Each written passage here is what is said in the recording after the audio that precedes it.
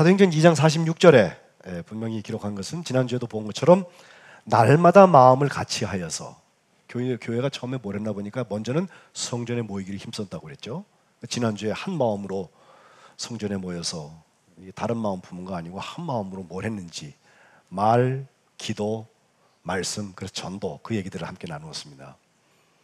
근데 오늘은 그 하반절에 나오는 집에서, 장소가 좀 바뀌었습니다. 역시 날마다 마음을 같이 하여서 집에서 떡을 떼면서 기쁨과 순전한 마음으로 음식을 먹고 라는 말씀을 함께 나누고자 합니다.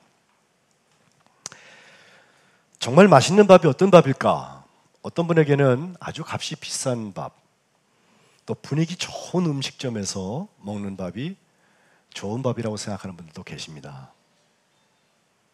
어떤 분들은 밥 맛있게 먹었다고 얘기할 때 공짜밥 먹으면 맛있다고 말씀하는 분들도 계십니다.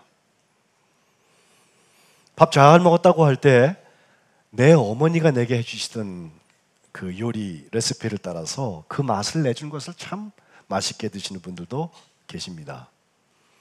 제가 그냥 그런 배경을 떠나서 우리가 빵을 구울 때 제가 가끔 하는 말은, 빵 중에 제일 맛있는 빵은 비싼 빵도 아니고 모양이 너무 좋고 요란하고 뭘 많이 발라서 혀가 막 반응하는 빵도 아니고 공짜 빵도 아니고, 정말 맛있는 빵은 갓 구운 빵이다, 그렇게 말해요. 빵은 물리적인 작용으로 볼 때 지금 구웠을 때 따끈따끈할 때가 제일 맛있습니다. 그런데 저는 오늘 음식 강의를 여러분한테 하려는 게 아니고, 우리가 살면서 우리의 삶에 가장 유익이 되는 음식이 있다면 그것은 맛이 어떤 음식이라고 하는 것보다는 그 음식 먹는 관계에서부터 시작되지 않냐라는 것입니다. 음식을 내가 누구랑 먹느냐, 그 식탁에서 무슨 이야기를 하고 있느냐, 육신을 위한 음식뿐만 아니라 정신과 영혼의 나눔을 뭘 하고 있느냐가 대단히 중요합니다. 그래서 지혜로운 어머니들은 메뉴를 짜서 음식을 준비할 때 밥을 만드는 식모의 역할만을 하는 것이 아니라, 오늘 이것을 먹는 사람과 우리 가족과 어떤 이야기를 나눠야 되겠다, 이 정신적인 양식, 영혼의 양식을 함께 준비해서 후루룩 먹고 마치 동물들이 때가 돼서 밥 먹을 거 허기 채우려고 먹고 떠나는 게 아니라 음식을 먹으면서 하나님 나라를 함께 나누는 거예요. 그 어머니들의 지혜입니다. 식탁 공동체의 중요성이라는 것은 아무리 강조해도 부족함이 없습니다. 우리가 그때도 식구임을 함께 확인할 수 없다면 언제 만나세요? 가족들끼리? 또 식탁에서 서로에게 유익한 것들이 나누어지지 아니하고, 식탁에서 서로 독을 품고 적의를 품고 어떤 부정적인 것을 함께 나누고 있다면 그 식탁은 다른 방식으로 음식을 먹는 것이 훨씬 나을 것입니다. 그런 점에서 식탁은 관계의 문제요, 식탁에 대하는 사람들의 문제인 것입니다. 오늘 우리가 교독을 시편 23편을 했는데, 여호와는 나의 목자시니 내게 부족함이 없습니다 에서 시작하는 이 시편 23편의 5절에 가보면, 주께서 내 원수의 목전에서 내게 상을 차려주시고 라는 말이 나와요. 근데 옛날 성경에는 내게 상을 베푸시고 라고 그랬습니다. 저 어려서는요, 뭐 시험 잘 봐가지고 선생님이 우등생들 시상할 때처럼 주님께서 내 원수들 앞에서 비교되게 나만 상 주시는 거, 그거 생각하고 컸어요. 근데 원어를 읽어보니까 지금 개역으로 다시 번역한 이 번역의 뜻이 맞습니다.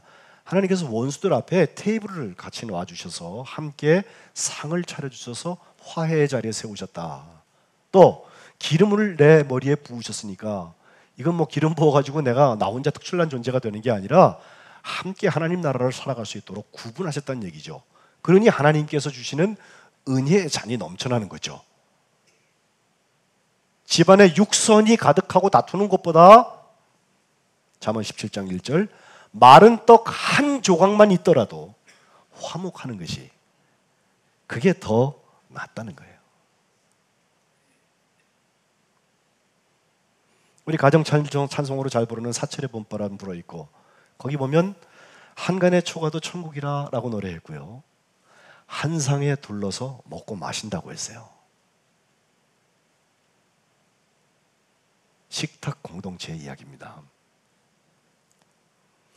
주님이 공생애 하시면서 이 식탁 공동체를 함께 경험하신 것은 우리가 잘 아는 오병이어의 기적에서 잘 나타납니다.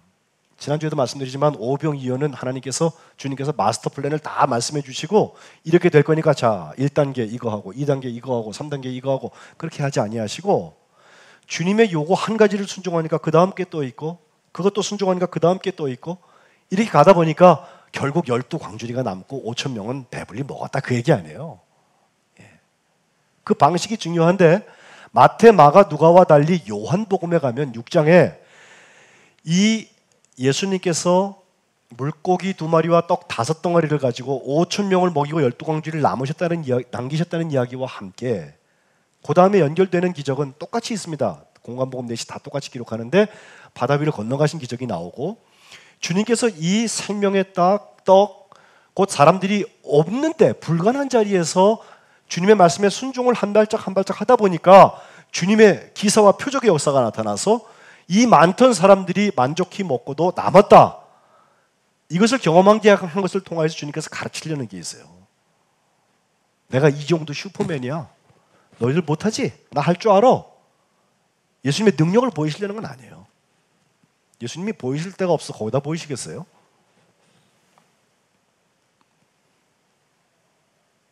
요한복음 6장은 분명히 우리에게 말하는 것이 우리가 썩을 양식을 위하여서 세상 것에 천착해 있는 사람들을 향하여서 네가 썩을 양식을 위해서 일하는 게 맞지 않다.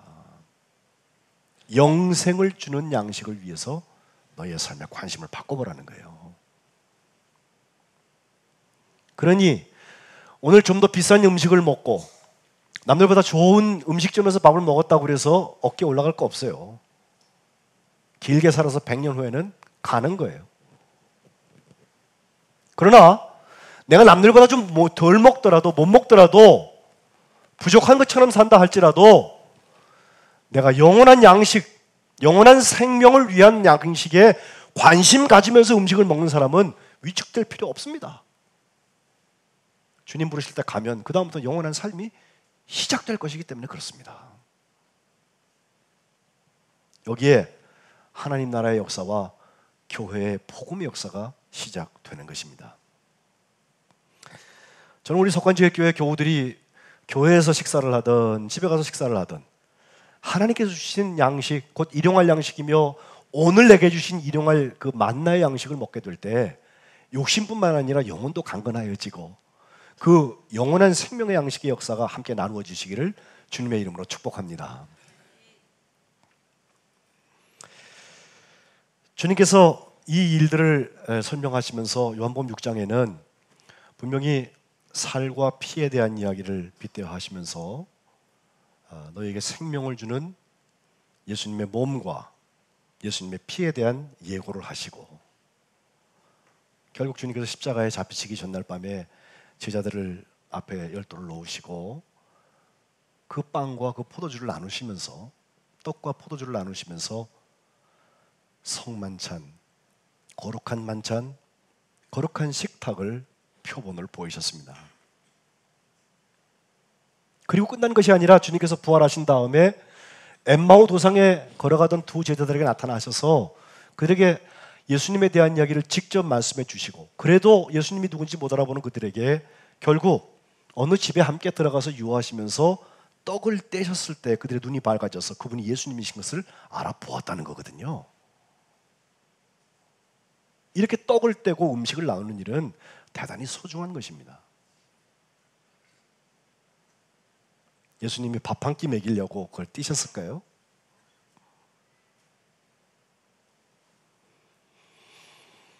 그리고 요한복음 기록에 나오는 세 번째 부활하신 예수님의 제자를 만나셨던 디베랴 호숫가에서 153마리 잡는 기적의 역사. 예? 그 기적의 자리에도 주님께서는 오른편에 그물을 던지라 말씀하신 후에 잡아가지고 들어오는 제자들을 향하여서 해변 식탁을 준비하고 계세요. 거기에 숯불을 피워놓으시고 떡을 준비하셨어요.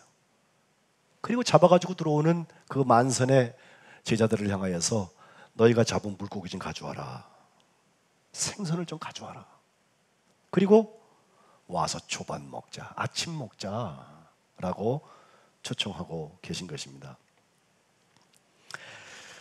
요한복음 21장 13절에 예수께서 가셔서 떡을 가져다가 그들에게 주시고 생선도 구워가시 하셨다.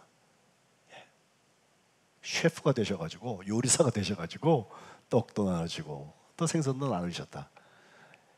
이것은 한 끼 먹고 죽자는 뜻이 아니고 다분히 영적인 의미가 있어요. 오병이요, 주의 만찬, 그리고 해변 잔치입니다. 이것이 처음 교회에서 계속해서 재현되면서 교회에는 우리가 지금 돌아온 주일 오후 예배 때도 이제 남북 통일을 생각하면서 우리가 함께 이 식탁을 성만찬 예식을 하게 되는데, 여러분 이거 한 번의 성만찬을 쉽게 여기지 마세요. 한 번의 성만찬에서 인생이 바뀌는 사람들이 있어요. 예. 이런 종교적인 의미를 담아서 하는 제의, 리터지라고 그러는데, 예배 의식에서 나오는 나눔도 있고, 교회에서 예배 끝나면 우리가 11시 예배 끝나고 12시 좀 지나서 우리 같이 식사하지 않습니까? 이런 공동 식사의 자리도 있고, 교회에서 하는 식사가 분명히 있어요. 수요일 날은 은빛 예배 마치니까 같이 식사하고, 또 기회를 따라서 속회들끼리 예배 드린 다음에도 속회들끼리 가정에서나 또 식당에 가서나 음식을 나눌 때가 있어요. 근데 그 음식 나눔이 썩을 양식으로 끝나서는 안 된다는 거예요. 제 얘기는 사람 보기 좋게 하려고 음식 나누는 거 아니라는 거예요. 음식은 좀 나쁘다하게 먹을 수도 있어요. 그러나 우리의 영혼은 주님께서 주시는 일용할 양식과 만나에 열려있는 그런 거룩한 식탁을 누릴 수 있어야지. 그게 교회죠. 고린도전서 11장에 있는 말씀을 우리가 읽었는데, 여기는 고린도 교회를 향한 질책부터 나옵니다. 그거는 거룩한 식탁 아니라는 거예요. 제일 먼저 보니까 이 17절에 너희를 칭찬 못하겠다. 너희 모임이 유익이 되기는커녕 오히려 도리어 해롭다고부터 시작을 해요. 야단 맞는 거예요 지금 편지로. 예?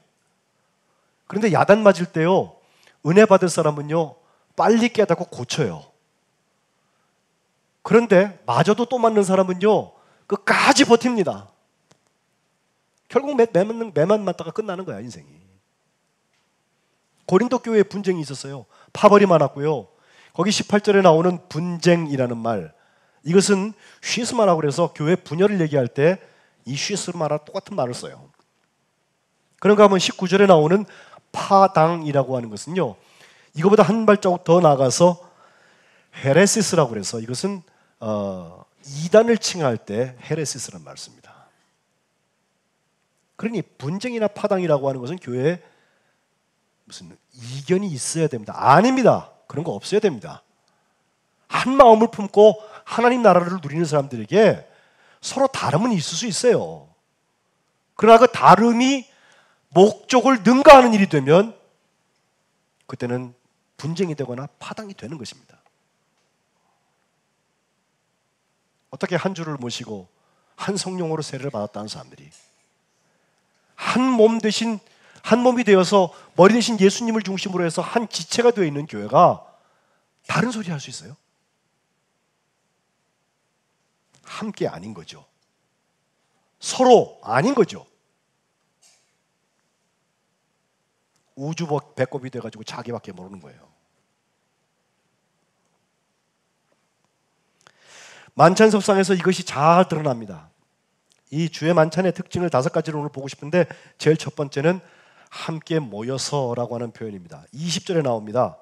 그런즉 너희가 함께 모여서 주의 만찬을 먹을 수 없다라고 표현했는데, 거꾸로 말하면 주의 만찬은 함께 먹는 거라는 거예요. 어떤 분은 개인기가 뛰어나서 내가 먹는 밥하고 교회가 먹는 밥하고 다르기 때문에 나는 무조건 못 먹는다 해서 교회에서 밥 안 먹는 분도 계세요. 뭐 그렇게 하시는 거 제가 말릴 마음 없습니다. 그러나 교회에서만 아니라 우리가 교회를 산다, 하나님 나라의 통치를 산다, 하나님이 주권 되신 삶을 산다고 할 때는 집에서 밥을 먹을 때에도 함께 먹는 것입니다. 사람이 없으면 주님과 함께 먹는 것입니다.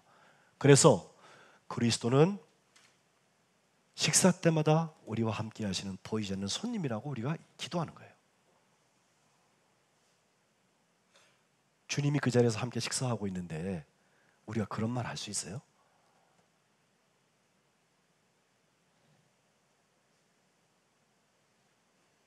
분쟁하고 또 파당을 만드는 사람들, 마음을 달리 품은 사람들이 함께 식사하는 자리에 하나님 나라 역사하지 않습니다.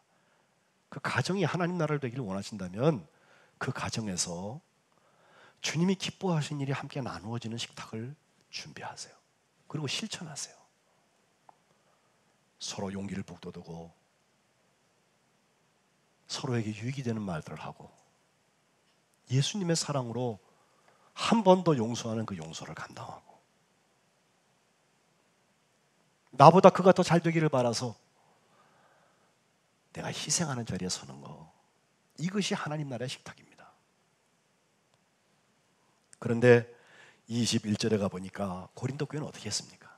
먹을 때 각각 자기의 만찬을 먼저 갖다 먹으려고 그렇게 하다 보니까 어떤 사람은 먼저 먹은 사람들은 잔뜩 먹어갖고 배가 터지도록 하는데 어떤 사람은 시장하고 어떤 사람은 거꾸로 취해 있단 말이에요. 먼저 먹는 사람은 다 나쁜 사람이라는 뜻은 아니야. 예? 그러나 자기밖에 모르는 것 같고는 안 돼요. 그건 하나님 나라 아닙니다. 바울은 거꾸로 묻습니다. 너희가 먹고 마실 집이 없냐? 너희가 하나님의 교회를 업신여기고 빈궁한 자들을 부끄럽게 하느냐? 내가 너에게 무슨 말을 더하랴? 너희 칭찬했으면 좋겠냐? 칭찬 못한다는 거예요. 고린도 교회 이야기입니다. 석관제일교회는 그런 교회 아닙니다. 예. 여러분 식탁에 대해서 천국과 지옥의 차이를 아세요? 천국에 가도 식탁이 있다고 그러고요. 제 주일학교 때 들은 얘기예요. 선생님한테. 가보진 않았는데 신학적으로는 증명이 안 되는데 선생님이 해주신 이야기는 제게 시사하는 바가 많아요. 천국에 가도 식탁이 있고요. 지옥에 가도 식탁이 있대요. 음식은 똑같이 차려져 있대요. 그런데 천국에 있는 식탁은요. 자꾸 먹어서 없어지는데 지옥에 있는 식탁은요. 음식이 그대로 막 흩어져 있대요. 그럴 것 같아요. 사람들의 심보가 그러니까. 그죠? 근데 왜 그런가 가서 봤더니 천국이든 지옥이든 밥 먹는 시간에 팔이 구부러지질 않는데 이게. 그래갖고 음식을 뜰 수는 있는데 자기가 먹으려고 그러면 자기 입에 안 들어가요. 여러분 팔 피고서 식사해 보셨어요 이거? 이게 됩니까? 입에 들어갑니까? 천국 간 사람들은요 펴지지 않는 것 같고 남을 먹여요 자꾸. 그러니까 너도 먹어라 하다 보니까 서로 먹고 건강해지는데 지옥에 있는 인간들은 자기가 먹겠다고 하니까 아수라장만 되고 아무도 먹지 못하는 거예요. 못 먹는 감 찔러나 본다는 이런 심보 있죠? 예? 다 된 밥에 재 뿌리고 지옥 가면 많아 그런 사람들. 주의 만찬은 함께하는 것입니다. 오늘 예배하는 여러분들 식사 때마다 주님이 함께하는 역사가 있으시기를 주의 이름으로 축복합니다. 두 번째 주의 만찬은 주님을 기념하는 것입니다. 그것이 떡이 되었던 그것이 잔이 되었건 하나님의 약속이 그 떡과 포도주를 통하여서 우리에게 주어진다는 것을 설명하는데 사도 바울은 내가 주님께 배우고 받은 것은 이거다라고 설명하면서 이것을 행하여 먹고 마실 때마다 주님을 기념하라. 음식 먹으면서 주님 얘기 아무 생각도 없이 밥만 먹으면요 그건 하나님 나라 아닌 거예요. 주님 먹으면서 예수님의 마음을 품고 함께 나눌 수 있다면 하나님 나라의 교제가 있는 거예요. 식사 기도는 멋쩡히 해놓고 감사합니다 해놓고 그냥 불만이 이만큼 차가지고 육선이 가득한 것보다 그리고서 부러워하는 것보다 마른 떡 한 조각 가지고서 화목하는 게 낫다니까요. 세 번째 특징이 있다면 주님이 죽으신 것을 전하는 것이 주님의 거룩한 식탁인 것입니다. 주님은 죽고 끝나지 않으셨습니다. 우리를 위하여서 부활하시고 잠자는 자들의 첫 열매가 되셔서 그 십자가를 통하여서 오히려 영원한 생명의 문들을 여셨습니다. 이것이 복음입니다. 주님이 죽으신 것을 전한다고 할 때 카탈란게오라는 말을 헬라어로 쓰는데, 그건 주님이 우리에게 주신 그 살아가셨던 이야기와 주님이 가르쳤던 이야기를 그대로 전달한다는 거예요. 그러니 여러분, 남들을 감동, 감화, 설득하기 위해서 뭐 연구도 많이 하시는 것도 좋은데 성경에 있는 이야기 그대로 얘기하는 게 사실은 제일 좋은 설교예요. 듣고 안 듣는 건 그 사람에게의 문제고 성령께서 감화하시면 다 들어요. 내 앞에서 듣는 척 안 해도 감화가 되면요, 혼자 있는 시간에 주님께서 호되게 알려주세요. 여기부터 수술해야 돼. 주님이 죽으신 것을 전하는데 그 식탁에서 내 자랑이 나옵니까? 주의 영광 가리우고 내가 앞서는 일들이 나옵니까? 네 번째 특징이 있다면 오늘 우리가 꼭 보고 싶은 말씀 바로 이것입니다. 27절부터 보는데, 누구든지 주의 떡이나 잔을 합당하지 않게 먹고 마시는 자는 주의 몸과 피에 대해서 죄를 짓는 것이라 하면서 28절 한번 읽읍시다. 28절 시작. 사람이 자기를 살피고 그 후에야 이 떡을 먹고 이 잔을 마실지니. 아멘. 먼저 뭐래요? 자기를 살피라는 거예요. 거룩한 식탁, 하나님 나라의 나눔이 있는 식탁에서는 자기를 먼저 살피고 그리고 주님 주신 것을 먹는 것입니다. 이 살핌이 참 약해요. 우리가 주의 몸을 분별하지 못하고 먹고 마시는 자는 결국 자기의 죄를 먹고 마시는 게 될 테고, 30절에는 그렇기 때문에 약한 자, 병든 자, 심지어 잠자는 자, 죽는 자까지 생겼단 말이에요. 이렇게 얘기하고 있습니다. 31절에 우리가 우리를 살폈더라면 우리는 판단받지 않았을 것이다. 죄를 먹는다 할 때 그 죄라는 말은 심판이라는 뜻이에요. 사실은 여기 판단받는다는 뜻이에요. 앞으로 여러분 식사 때가 돼서 음식을 보시면, 누구랑 같이 밥을 먹게 되시면 자기를 살피세요.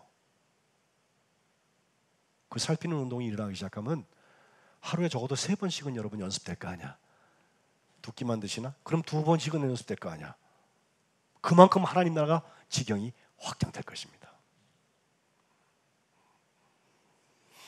요즘에 우리 교회 이번 그 결혼하는 사람들이 많아서 제가 그 신랑 신부들과 함께 혼전 상담들을 쭉 하게 되는데, 그거 하면서 제가 참 기쁨이 있는 것은 좋은 문화에 대한 얘기를 할 수 있어서 그래요. 어떻게 하는 것이 영적으로 건강한 가정을 세울 것이냐, 저는 거기에 관심이 있지 이 사람들이 돈을 몇 푼을 벌 것이고 어디까지 올라갈 것이고 몇 살 살 것이고 난 관심 없어요. 근데 하나님이 하시는 거예요. 예? 그러나 저도 27년, 28년 결혼 생활을 하다 보니까 제가 경험했던 일들도 있고 남들의 이야기를 들은 것도 있어서 권면해주고 싶은 이야기들이 있거든요. 그래서 2시간씩 적어도 2번을 만나는데 그 2번의 만남 중에 제가 할 얘기 다 해요. 줄여서 결혼식장에서 그냥 줄여서 짧게 하라고 자꾸 진행 측에서 사인하고 그러는데 거기서 길게 얘기해봐야 본인들은 듣고서 기억도 못해요. 예. 근데 저는 미리 만나갖고 얘기 다 하거든요. 그 중에 중요한 게 식탁을 중요하게 여기라는 거예요. 식탁 쉽게 여기는 가정이 행복하기 어렵습니다. 혹시 주말 부부라서 주중에 한두 번은 식사를 하더라도 그걸 소중히 여겨서 함께 식사하고, 예수님께서 우리에게 주신 사랑들이 철철 넘쳐나고, 그러기 위해서 자기를 살피는 거죠. 마지막 특징은 서로 기다리는 것입니다. 33절, 그런즉 내 형제들아 먹으러 모일 때 서로 기다리라고 그랬습니다.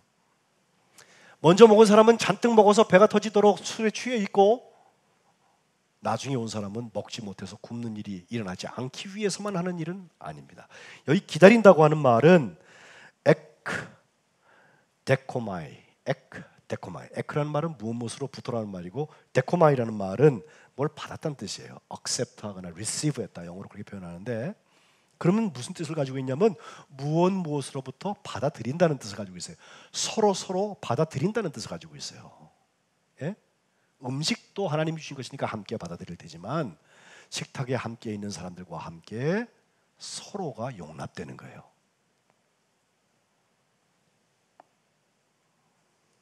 이것이 신령한 음식이요, 신령한 음료입니다. 잔뜩 싸놓고 있다고 그래서 좋아할 거 하나도 없어요. 싸놓은 음식은 썩습니다.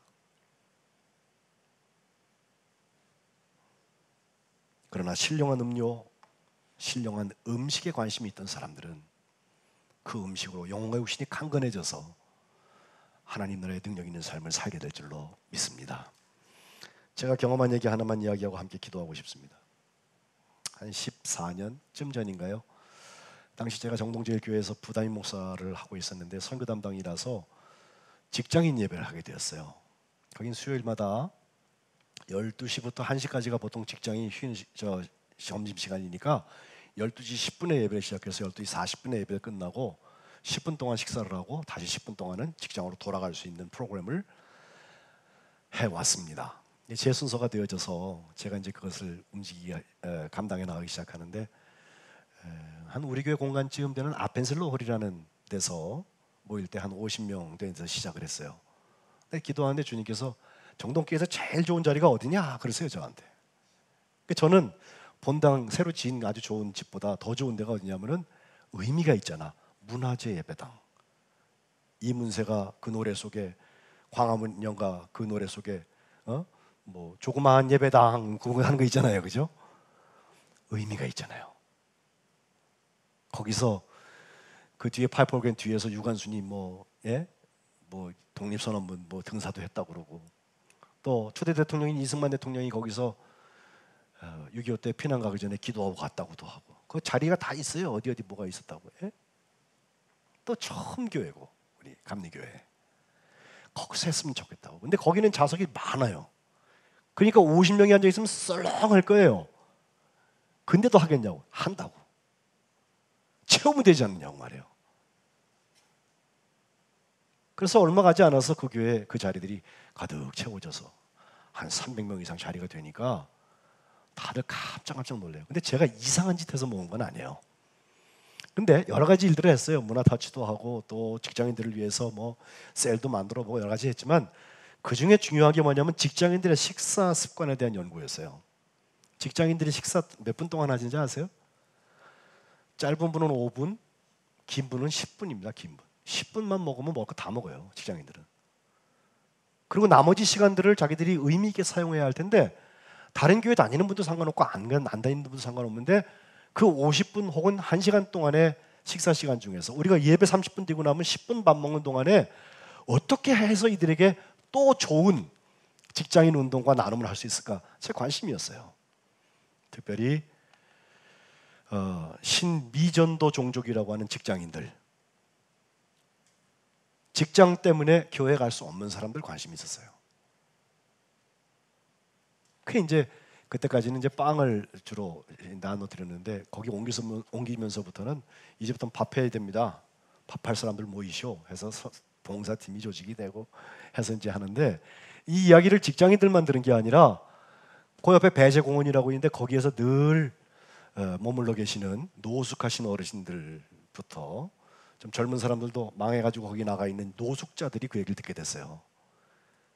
그러니까 거기 가면 깨끗하고 맛있는 음식을 먹을 수 있다는 정보가 들어가니까 이분들은요 진짜 노숙해요. 경험이 풍부해서 노숙하고요, 조직력이 대단해요. 거기 우두머리가 있습니다. 그분의 말 듣고 다 식단, 그때 휴대폰 막 써서 얼마 안 됐을 텐데요, 1000병을 보내요.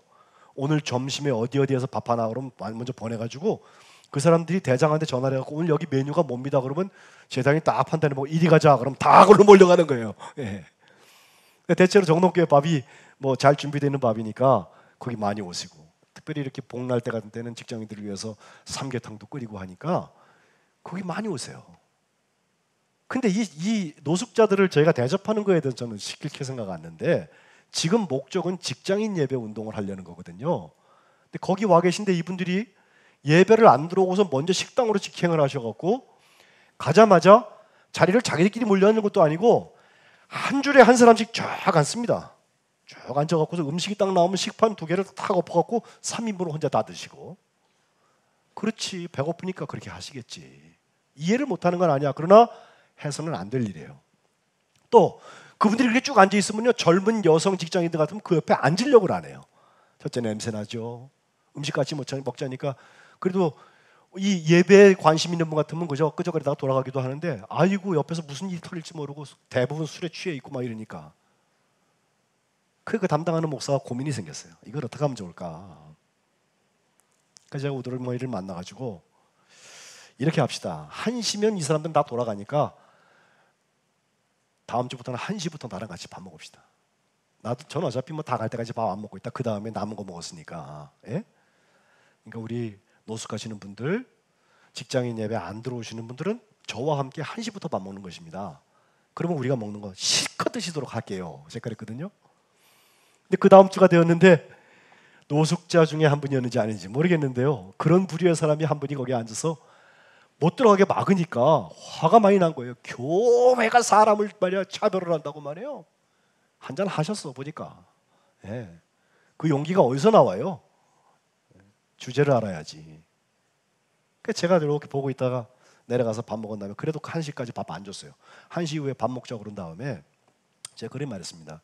우리 직장인들은 다 명함들을 가지고 있으니까 제가 명함 하나 주시죠. 그리고 제가 따로 한번 만납시다. 그랬더니 명함이 어디 있어 그 사람이. 그러니까 화가 나가지고요, 1,000원짜리 하나 꺼내갖고 팍 던지면서 까짓거 돈 내면 되는 거 아니야 그러면서 1,000원 내고 가대. 네. 그러니까 우리 스태프들은 아유 저분 다음 주부터 안 왔으면 좋겠다 그래요. 그래서 제가 그랬어요. 다음 주에 또 올 거라고 두고 보라고. 왔겠어요 안 왔겠어요? 오시죠. 그래서 제가 그 1,000원 돌려드렸잖아요.